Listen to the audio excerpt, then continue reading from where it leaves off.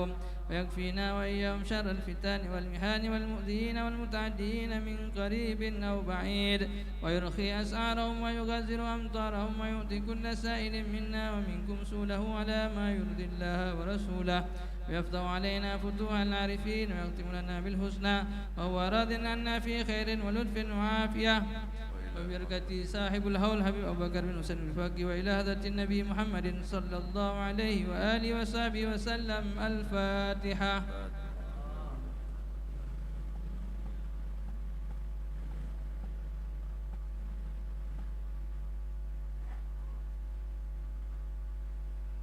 اللهم صل وسلم.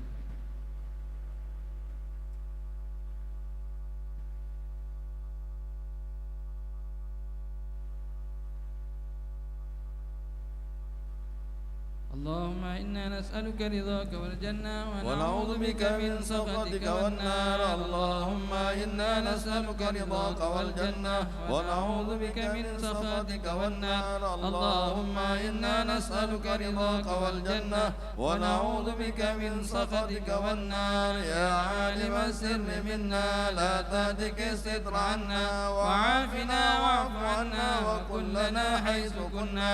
يا عالم السر منا لا تهتك الستر عنا، وعافنا واعف عنا وكلنا حيث كنا. يا عالم السر منا لا تهتك الستر عنا، وعافنا واعف عنا وكلنا حيث كنا. جزا الله عنا سيدنا محمدا صلى الله عليه وآله وسلم خيرا. جزا الله عنا سيدنا محمدا صلى الله عليه وآله وسلم وأهله. جزا الله عنا سيدنا محمدا صلى الله عليه وآله وسلم خيرا. جزا الله عنا سيدنا محمدا صلى الله عليه وآله وسلم ما هو أهله. جزا الله عنا سيدنا محمدا صلى الله عليه وآله وسلم خيرا. جزا الله عنا سيدنا محمدا صلى الله عليه وآله وسلم ما هو أهله. جزا الله عنا سيدنا ونبينا محمدا صلى الله عليه وآله وسلم أفضل ما جزى نبيا عن أمته. يا الله بها يا الله بها يا الله بحسن الخاتمة. يا الله بها يا الله بها يا الله بحسن الخاتمة. يا الله بها يا الله بها يا الله بحسن الخاتمة والقبول.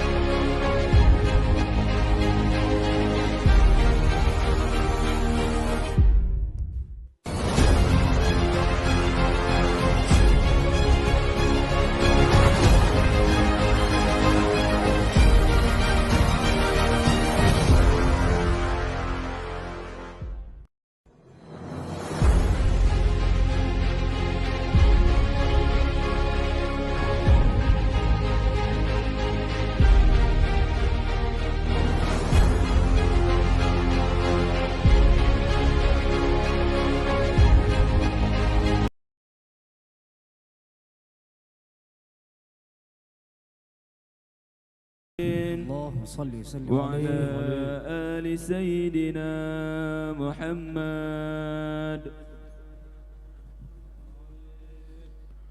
يا رب ما كتوصفا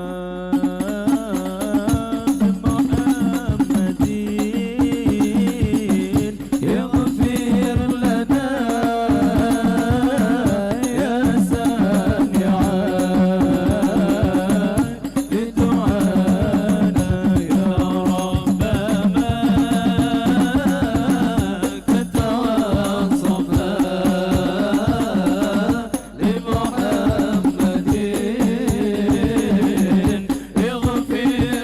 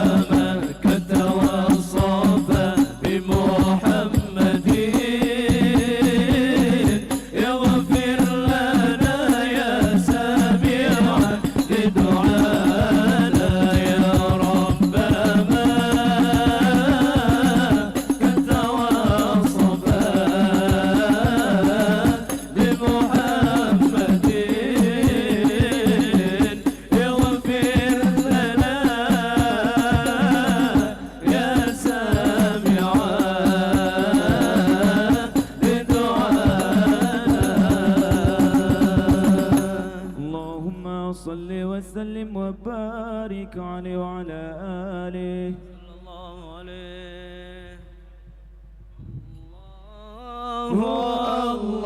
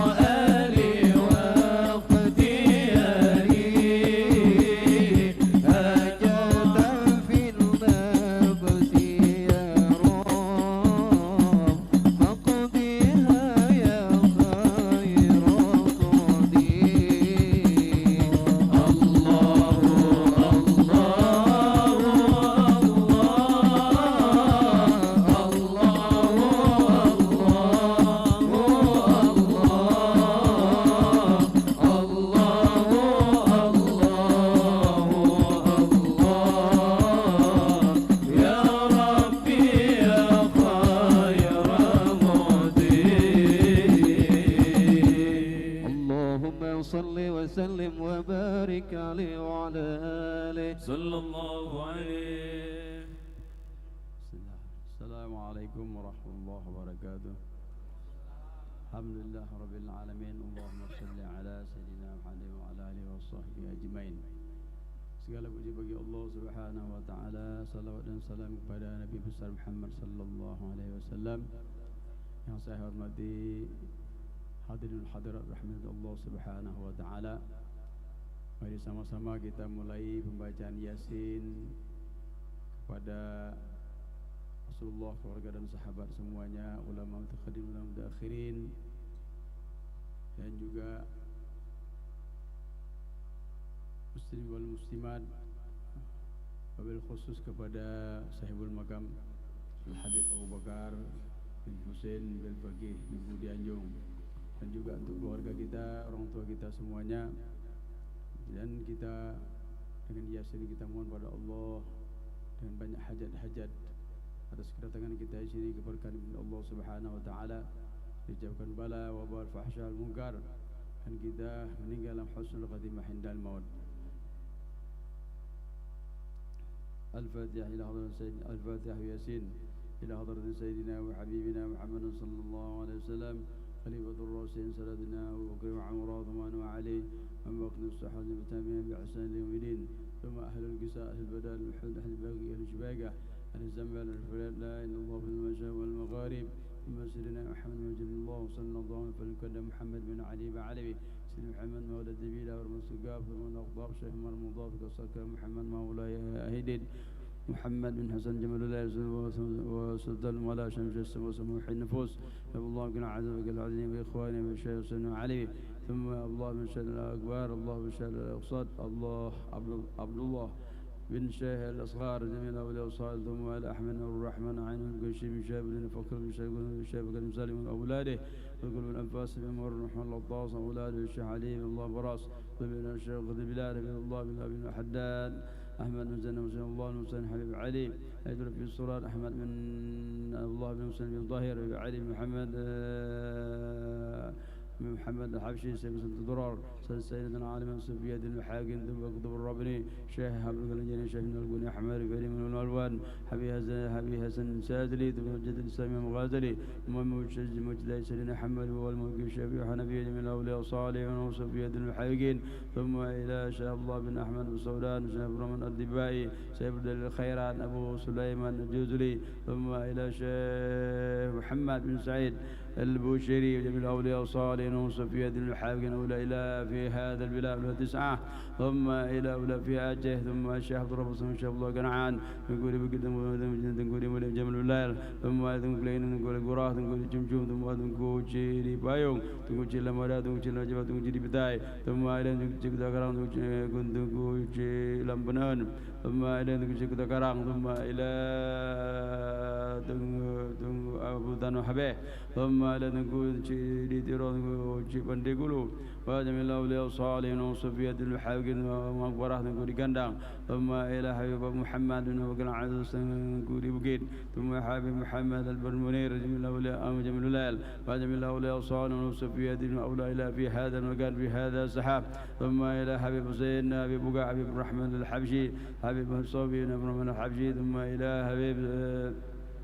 حبيب علي وحسين، ثم حبيب حسن الكاف، ثم إذن عبد الله بن رمضان عدروس، ثم إلى حبيب حسين بن عبد الله دنبودنان، وجميع الأولياء الصالحين دنكو cik pandai gulu, ثم إلى دنكو أمبيترين دنكو وجميع الأولياء الصالحين، ثم إلى سوسن محاونا بسبب خصوصا لحبيب أبو بكر بن حسين بن البقيه نقول ينجو سيب الحال، ثم إلى حبيب بكر عيدروس مجن الله حبيب بكر من حسن السقاف حبيب الله كريم، وجميع الأولياء الصالحين في هذا المكان من أهل بيت النبي والمشايخ من المسلمين والمسلمات، ثم إلى سب الطريق، ثم إلى الطريقة صفية المحاكم طريقة شاباني طريقة قدرية طريقة حدادية طريقة الشطرية، وجميع الأولياء الصالحين تنقو الشيخ مداولي تنقو حسن كرنكالي تنقو أبو لديدي، وجميع الأولياء الأولياء الصالحين وصفية المحققين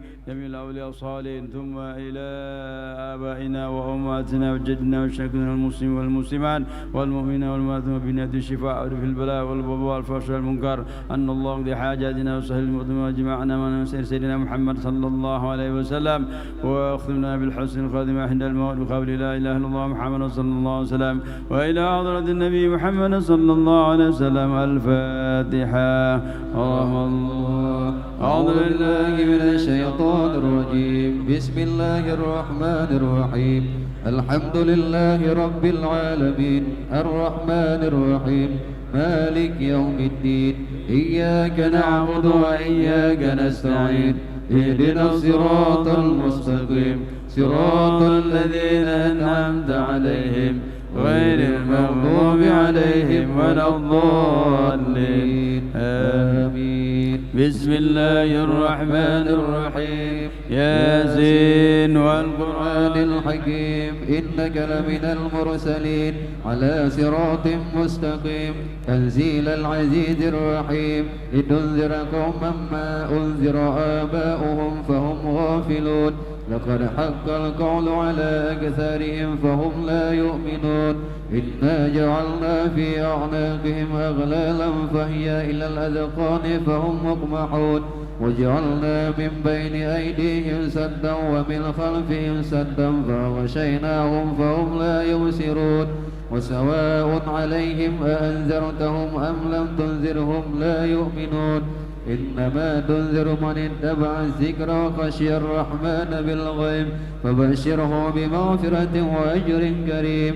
إنا نحن نحيي الموتى ونكتب ما قدموا وآثارهم وكل شيء أوصيناه في إمام مبين.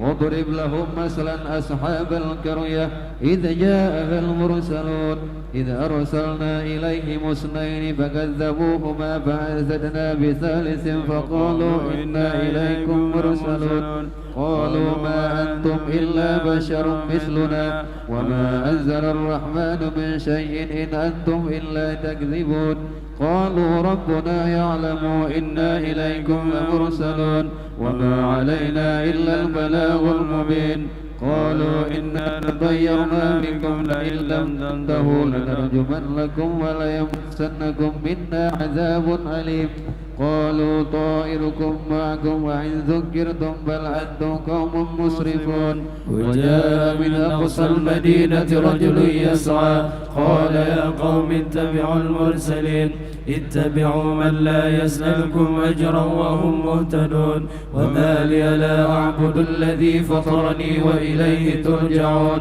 أأتخذ من دونه آلهة إن يردني الرحمن بضر لا تغن عني شفاعتهم شيئا ولا ينقذون إني إذا لفي ضلال مبين. إني آمنت بربكم فاسمعون.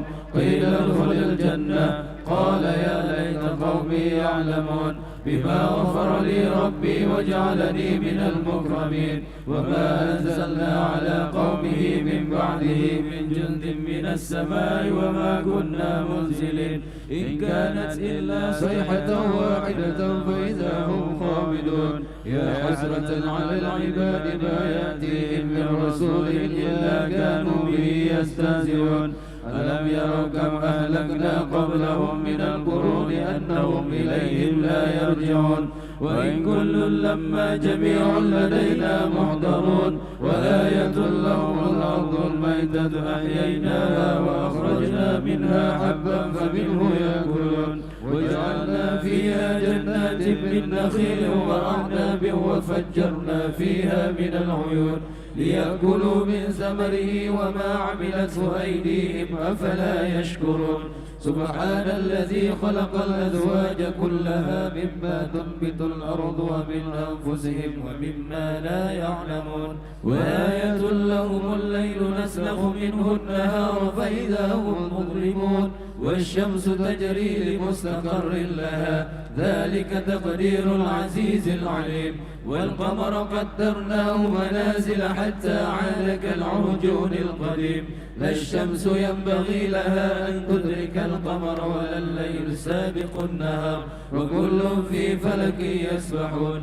وآية لهم أنا حملنا ذريتهم في الفلك المشحون، وخلقنا لهم من مثله ما يركبون. وإن نشأ نغرقهم فلا صريخ لهم ولا هم ينقذون، إلا رحمة منا ومتاعا إلى حين. وإذا قيل لهم اتقوا ما بين أيديكم وما خلفكم لعلكم ترحمون. وما تأتيهم من آية من آيات ربهم إلا كانوا عنها معرضين. وإذا قيل لهم أنفقوا مما رزقكم الله قال الذين كفروا للذين آمنوا أنطعم من لو يشاء الله أطعمه إن أنتم إلا في ضلال مبين. ويقولون متى هذا الوعد إن كنتم صادقين. ما ينظرون إلا صيحة واحدة تأخذهم وهم يخصمون، فلا يستطيعون توصية ولا إلى أهلهم يرجعون. ونفخ في الصور فإذا هم من الأجداث إلى ربهم ينسلون. قالوا يا ويلنا من بعثنا من مرقدنا هذا ما وعد الرحمن وصدق المرسلون. إن كانت إلا صيحة واحدة فإذا هم جميع لدينا محضرون. فاليوم لا تظلم نفس شيئا ولا تجزون إلا ما كنتم تعملون.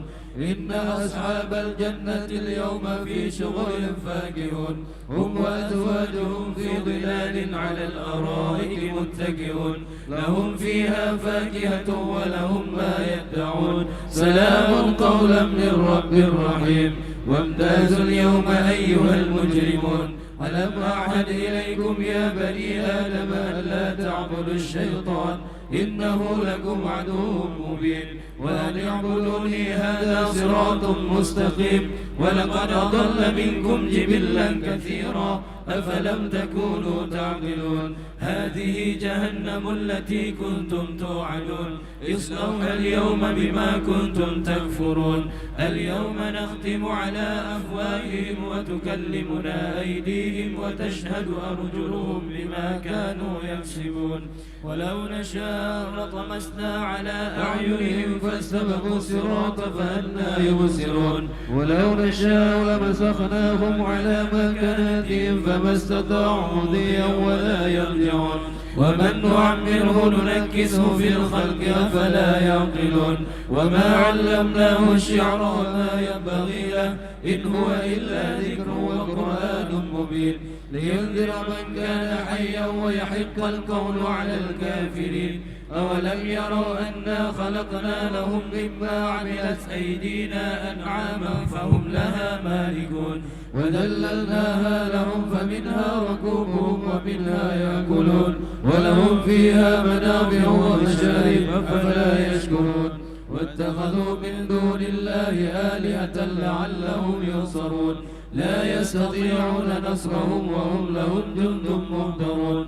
فلا يحزنك قولهم إنا نعلم ما يسرون وما يعلنون.